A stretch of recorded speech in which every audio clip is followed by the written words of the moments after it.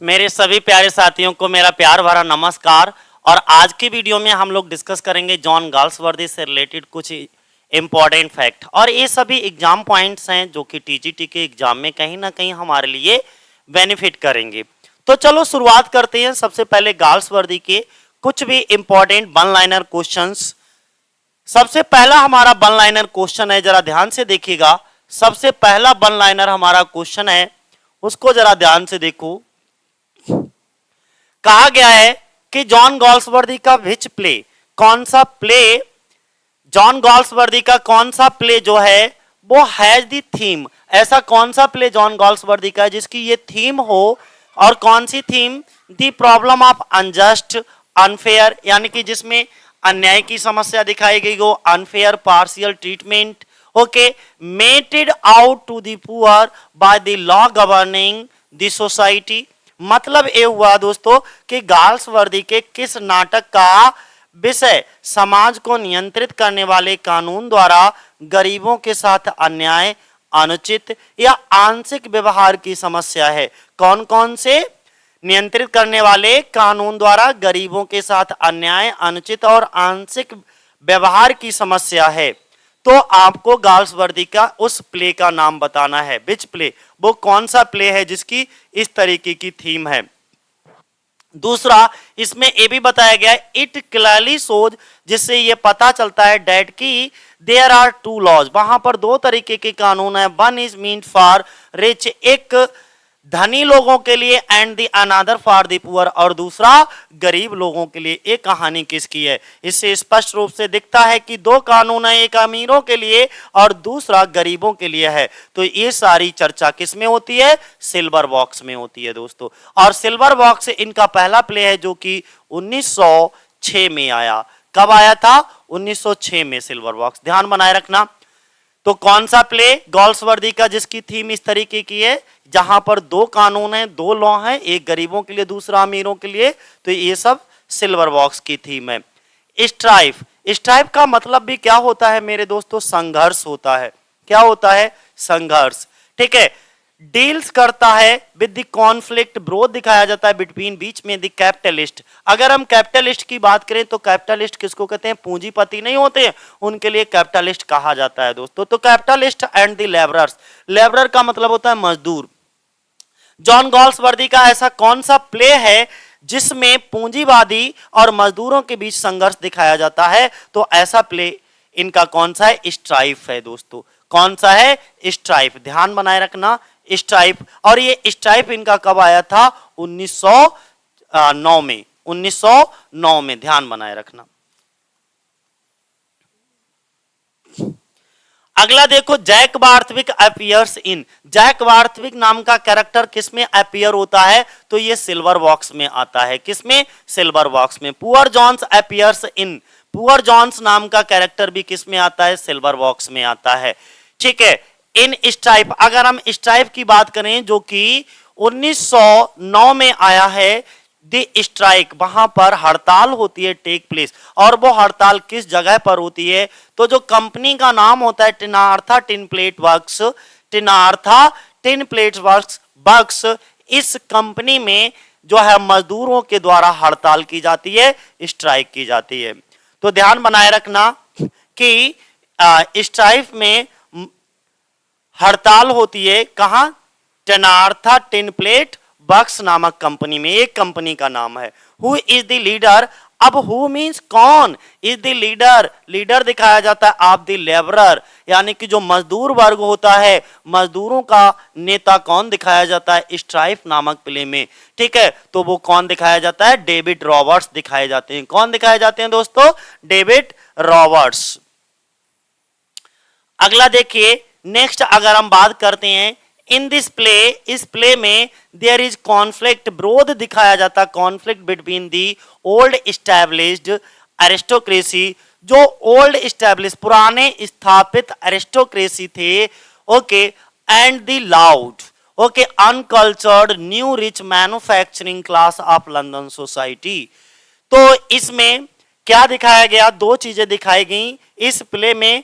पुराने स्थापित जो एरिस्टोक्रेसी क्लास था और लंदन समाज के ऊंचे असंस्कृत नए अमीर का जो मैन्युफैक्चरिंग वर्ग है के बीच संघर्ष दिखाया जाता है, जिसमें दो कैरेक्टर का नाम यहां पर दिए गए हैं। एक हिलक्रिस्ट दिया गया है, दूसरा हॉर्न लोअर दिया गया है। तो यहाँ पे जो हिलक्रिस्ट नाम का कैरेक्टर होता है वो एरिस्टोक्रेसी क्लास का दिखाया जाता है, ठीक है, और हॉर्न ब्लोअर नाम का जो कैरेक्टर होता है वो पॉवर्टी वर्ग से दिखाया जाता है, पॉवर्टी क्लास से दिखाया जाता है, ठीक है। तो ये प्ले कौन सा है? इस प्ले का नाम है स्किन गेम। ये कहानी जैसे हिलक्रिस्ट और हॉर्न ब्लोअर ये दोनों ही कैरेक्टर स्किन गेम में दिखाए जाते हैं। अगला फाल्डर। फाल्डर कैरेक्टर जो है वो किस में आता है? जस्टिस में। और जस्टिस कब आया? हमारा 1910 में आया था। जस्टिस कब आया? 1910 में। हु सफर्स, कौन सफर करता है? दी सॉलिटरी कन्फाइनमेंट इन जस्टिस। जो जस्टिस नामक प्ले है उस प्ले में यानी कि न्यायालय में एकांत कारावास किसे भुगतना पड़ता है? सॉलिटरी कन्फाइनमेंट का मतलब होता है एकांत कारावास। तो न्यायालय में एकांत कारावास किसको भुगतना पड़ता है? तो वो भुगतने वाला जो व्यक्ति होता है वो फाल्डर होता है। उसका नाम क्या होता है दोस्तों? फाल्डर होता है। अगला अगर हम बात करें नेक्स्ट, अगला अगर हम बात करें तो it is a powerful social tragedy. मैंने क्या कहा? It is a powerful social tragedy. ये एक पावरफुल सोशल ट्रेजेडी है, सामाजिक ट्रेजेडी है, और इसमें सटायर किया जाता है, व्यंग किया जाता है the contemporary English system of law. जो कंटेम्परेरी का मतलब होता है समकालीन, उसी समय जो जिस समय ये लिखा गया। तो contemporary English system of law and judiciary मतलब ये हुआ मेरे दोस्तों, जरा ध्यान से समझ लो, ये एक शक्तिशाली पावरफुल सोशल ट्रेजेडी तो है ही है, लेकिन इसमें जो सटायर किया जाता है, इसमें जो व्यंग किया जाता है वो समकालीन अंग्रेजी कानून और न्यायपालिका की जो प्रणाली है, जो सिस्टम है, उस पर व्यंग किया जाता है। तो जॉन गॉल्सवर्दी जो है उस समय के अंग्रेजी कानून और न्यायपालिका की जो सिस्टम है उस पर व्यंग करते हुए कहते हैं, ठीक है। और इट्स हीरो, इस प्ले का जो हीरो है वो सफर करता है from the bitter punishment of solitary confinement. यानी कि बिटर पनिशमेंट का मतलब होता है कठोर सजा, कठोर कारावास भी कह सकते हो, ठीक है। कठोर सजा को भोगता है आप सॉलिटरी कन्फाइनमेंट, यानी कि कन्फाइनमेंट का मतलब होता है कारावास, तो एकांत कारावास। मतलब ये हुआ इसका जो नायक है, इसका जो हीरो है वो एकांत कारावास की कठोर सजा भोगता है, एकांत कारावास की कठोर सजा को भोगता है। फाइंड इट आउट, आपको उस प्ले का नाम फाइंड आउट करना है। तो ये जो पूरी कहानी है वो जस्टिस प्ले की है। और जस्टिस कब आया? 1910 में। The growth of an adolescent, the growth of an adolescent girl through emotional conflict okay into a lover and a woman is the theme of। ये थीम किसकी दिखाई जाती है? एक the growth of an adolescent girl का मतलब ये हुआ कि किसी भी किशोर लड़की की जो भावनात्मक संघर्ष होती है, इमोशनल कॉन्फ्लिक्ट होती है, ठीक है। कोई भी हमारी किशोर लड़की हो, एक किशोर लड़की का जो भावनात्मक संघर्षों के माध्यम से, इमोशनल कॉन्फ्लिक्ट के माध्यम से एक प्रेमी और एक महिला, यानी कि उन्होंने कहा इनटू अ लवर, या ठीक है एक प्रेमिका कह सकते हो, एक प्रेमिका यानी कि एक प्रेमी और एक महिला के रूप में विकसित होना। और ये जो थीम है वो थीम किसकी है? वो थीम एक जॉय नामक जो प्ले है इनका, उसकी है। अगला हम बात करते हैं साथियों, विच प्ले, कौन सा play made a great sensation, बहुत ज्यादा सनसनी पैदा कर देता है, specially in parliamentary and official circles according to Galsworthy. Galsworthy के अनुसार, गॉल्सवर्दी के अनुसार किस नाटक ने विशेष रूप से संसदीय और ऑफिशियल सर्कल में बड़ी सनसनी पैदा कर दी, यानी कि संसदीय और ऑफिशियल सर्कल्स में बहुत ज्यादा सनसनी पैदा कर दी, वो प्ले इनका कौन सा था? तो वो प्ले था दोस्तों जस्टिस। कौन सा था? जस्टिस। ध्यान बनाए रखना। James How, Walter How, Robert Cokeson. मैंने किसका नाम लिया? जेम्स हाउ, वाल्टर हाउ और रॉबर्ट कुक्सन। बिस्टर, इसके बाद में काउली, फॉल्डर, रुथ हनीवेल, ये सभी आर दी कैरेक्टर पात्र हैं डेट अपियर्स इन, कौन से प्ले के ये पात्र हैं? तो जस्टिस, किसके?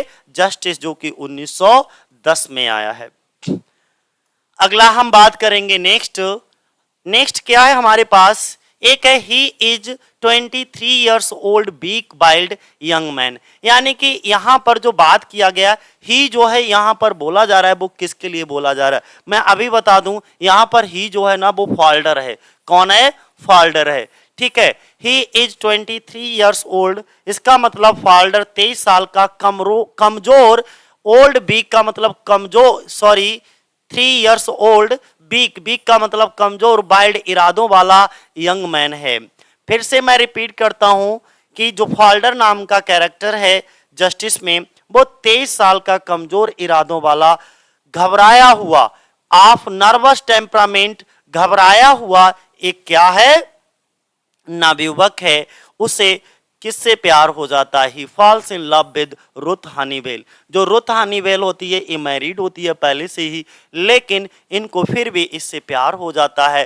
तभी ये क्या करते हैं, एक चेक होता है, चेक में फॉर्जरी करते हैं, यानी कि डिजिट को चेंज कर देते हैं, ठीक है। तो फॉर्ज एक जाली चेक बनाते हैं टू गेट मनी, जिससे उन्हें अधिक पैसा प्राप्त हो सके और उस पैसे से ये रन अवे भाग जाएं विद हर, अपनी प्रेमिका रुथ हनीवेल के साथ, और finally gets a penal servitude for 3 years, और इसके बाद में इनको सर्विट्यूट कर दिया जाता है पैनल के द्वारा, कठोर दंड दिया जाता है 3 साल का।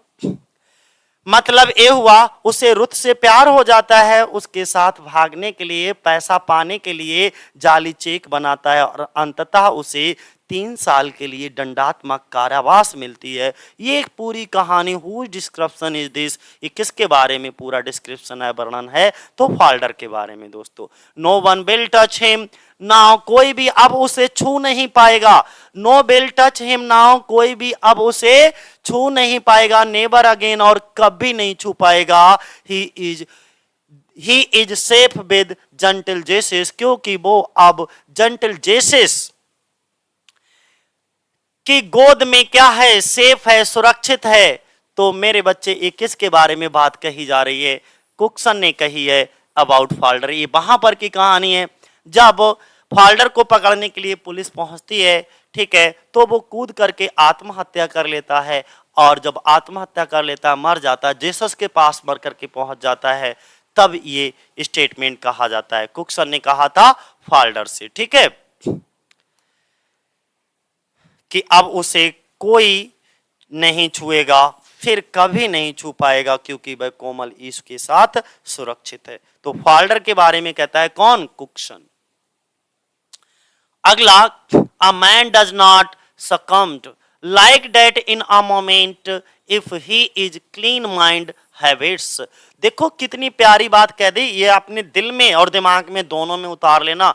यानी कि if he is a clean mind and habits, if का मतलब यदि, ही मीन्स वह, इज मीन्स है क्लीन माइंड एंड हैबिट्स, अगर इंसान का दिमाग और आदतें साफ हैं, अगर इंसान का मन साफ है, ठीक है, तो वह एक पल में भी, यानी कि एक पल में भी हार नहीं मान सकता किसी भी तरीके से। तो वो, यानी कि a man does not succumbed like the man moment, एक पल में वो किसी तरीके से हार नहीं मान सकता। He is rotten, he is rotten, got the eyes of a man who can not keep his hands off when there's money about. तब देखो उसने कहा कि वह एकदम रोटेन हो चुका है। ही इज रोटेन, रोटेन का मतलब वैसे तो सड़ जाना होता है, तो वह रोटेन हो चुका है। क्या हो चुका है? रोटेन हो चुका है। उसे एक ऐसे आदमी की नजर मिल गई है जो पैसे के चक्कर में अपने हाथ नहीं हटा सकता। ये जेम्स का भाषण है, और किसके बारे में? किसके बारे में? ठीक है, फॉल्डर के बारे में। वो नजर किसकी मिल गई? Ruth Honeywill. Waiting and waiting, and कर लेना, waiting and waiting, that's what a woman has to do. इंतजार और इंतजार, इंतजार और इंतजार, एक महिला सिर्फ इंतजार ही कर सकती है। हु स्पीक्स, तो मैज कहती है किसमें, स्ट्राइफ नामक प्ले में। प्रतीक्षा और प्रतीक्षा, वेटिंग एंड वेटिंग, यही एक महिला को करना है। कौन ये बात बोलता है, मैज कहती है स्ट्राइफ में। और स्ट्राइफ कब आया, 1909 में दोस्तों। अगला नेक्स्ट अगर हम बात करते हैं that's capital. That's capital a white faced, जो वाइट फेस्ड होते हैं, ठीक है, स्टोनी हार्टेड मॉनेस्टर होते हैं। हु स्पीक्स, ये कौन कहता है, मतलब जिनके पास बहुत ज्यादा धन दौलत है, कैपिटल है, ठीक है, बहुत ज्यादा सम है, लेकिन वो क्या होंगे, एक सफेद चेहरे वाले होंगे, वाइट फेस्ड होंगे, वाइट कॉलर मैन होंगे, लेकिन स्टोनी हार्टेड होंगे। स्टोनी हार्टेड का मतलब होता है पत्थर दिल। स्टोनी हार्टेड का मतलब होता है दोस्तों पत्थर दिल, लेकिन वो कैसे होंगे, पत्थर दिल मॉनेस्टर होंगे। मॉनेस्टर का मतलब होता है कि पत्थर दिल मॉनेस्टर, मॉनेस्टर राक्षस के लिए कहा जाता है। ओके, हु स्पीक्स, ये बात कौन कहता है, तो रॉबर्ट्स कहता है, किसमें, स्ट्राइफ में। We are not free agents. अगला देखो statement, we are not free agents, we are part of a machine. Our only business is to see the company earns as much profit as it safely can। मतलब क्या हुआ यार, उन्होंने कहा we are not free agents, हम स्वतंत्र agent नहीं हैं, हम एक मशीन का हिस्सा हैं। हमारा एकमात्र व्यवसाय ये देखना है कि कंपनी सुरक्षित रूप से जितना संभव हो सके उतना हमको प्रॉफिट दे, जितना संभव हो सके उतना हमको profit they. Who is the speaker, और इस लाइन का स्पीकर कौन है, तो कौन है, बैंकलिन। और बैंकलिन कहता है किसमें, स्ट्राइफ नामक प्ले में। ठीक है, कहो तो एक बार फिर से रिपीट कर दें, हम स्वतंत्र एजेंट नहीं है, we are part of a machine, हम एक मशीन का हिस्सा हैं। हमारा एकमात्र व्यवसाय ये देखना है, हमारे सिर्फ एकमात्र बिजनेस, एकमात्र ड्यूटी ये देखना है कि जो कंपनी अर्न करती है as much profit as it safely can, यानी कि जितना भी कंपनी अर्न करती है, कंपनी सुरक्षित रूप से जितना संभव हो सके उतना लाभ दे सके, या कंपनी से उतना लाभ कमा सके, ये बैंकलिन कहता है। ठीक है, वार इज वार, युद्ध होता है। वार इज वार का मतलब क्या हुआ, युद्ध होता है। हु इज द स्पीकर, और इसका स्पीकर कौन है, एंथनी कहता है। इन स्ट्राइफ में कौन कहता है, Anthony. The first great successful novel, पहला great successful novel John Galsworthy का कौन सा है भैया, द मैन ऑफ प्रॉपर्टी, 1906 में आया, और ये फोरसाइट सागा का हिस्सा है। फोरसाइट सागा का सबसे पहला नॉवेल है। ठीक है, ध्यान बनाए रखना, the first great successful novel इनका कौन सा था, मैन ऑफ प्रॉपर्टी। क्योंकि ये ज्यादातर अपने प्लेज और नॉवेल्स के लिए जाने जाते हैं, पोएम्स तो इन्होंने ना के बराबर लिखी हैं। ठीक है, there can only be one master in a house, there can only be one master in a house. उन्होंने क्या कहा कि एक घर में केवल एक ही मालिक हो सकता है, एक घर में केवल एक ही मालिक हो सकता है। Where two man meet the better man will rule. फिर उन्होंने एक बात आगे कही कि जहां दो आदमी मिलेंगे बेहतर आदमी शासन करेगा। और अगर where two man meet the better man will rule, जहां पर दो आदमी एक ही जगह पर होंगे तो उन दोनों में से जो बेटर होगा, जो अधिक अच्छा होगा, वही शासन करेगा, वही रूल करेगा, वही हुकूमत चलाएगा। तो ये भी बात कौन कहता है, एंटनी बोलता है। ओके, एंथोनी कहता है, और कौन से प्ले में, स्ट्राइफ प्ले में। ध्यान बनाए रखना, कौन कहता है, एंथोनी। अगला देखो, masters are masters, man are man, yield one demand and they will make it 6। मतलब क्या हुआ, मालिक मालिक होते हैं, मास्टर्स आर मास्टर्स। उन्होंने कहा मालिक मालिक होते हैं, आदमी आदमी होते हैं। एक मांग करो और वे इसे 6 बना देंगे। वो क्या करेंगे, yield one demand and they will make it 6। वो एक मांग करेंगे और फिर वो आगे ही बढ़ते चले जाएंगे। They are like Oliver Twist asking for more. वो एकदम ओलिवर ट्विस्ट की तरह हैं, आस्किंग फॉर मोर, उन्हें जितना दोगे उतना मांगेंगे। ठीक है, if I were in their place, अगर हम लोग उनके स्थान पर होते, अगर मैं उनके स्थान पर होता तो क्या होता, I should be the same, मैं भी वही करता, but I am not in their place, लेकिन मैं उनके स्थान पर नहीं हूं। Who is the speaker? मतलब ये हुआ कि वे ओलिवर ट्विस्ट की तरह हैं, वे अधिक मांग कर रहे हैं। अगर मैं उनकी जगह होता तो मुझे भी वैसा ही होना चाहिए था, ठीक है, लेकिन मैं उनकी जगह पर नहीं हूं। इसका स्पीकर कौन है? तो एंथनी है। कौन कहता है? एंथनी कहता है। किसमें? स्ट्राइफ में दोस्तों। कौन कहता है? एंथनी कहता है। किसमें? स्ट्राइफ में। The class conscious prejudice of the old English baronet.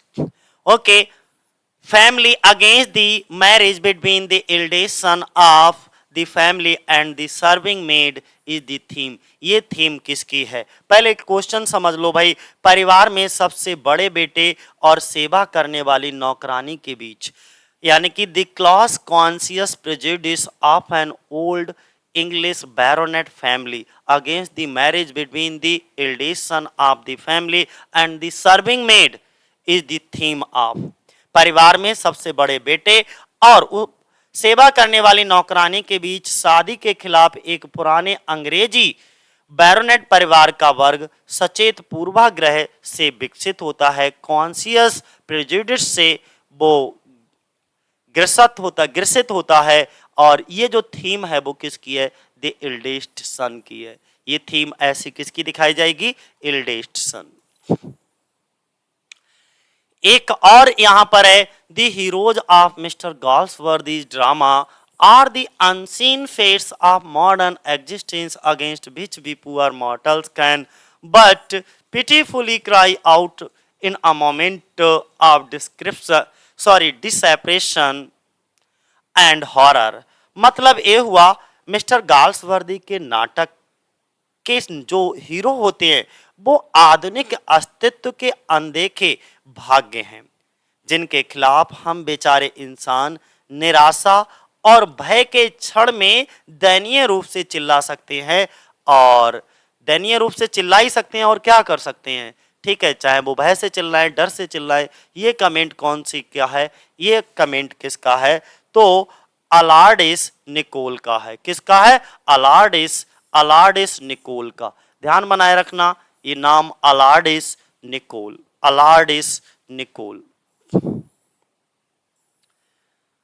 और अगला, इन द प्ले जॉय में अगर हम बात करें, a girl who is senior by 3 year love Joy. Okay, Joy of 17 name the girl, उस लड़की का नाम बताना है। यानी कि उन्होंने कहा नाटक में जो प्ले है उसमें जॉय एक लड़की है जो 17 साल के अपने प्यार जॉय से 3 साल बड़ी है, ठीक है।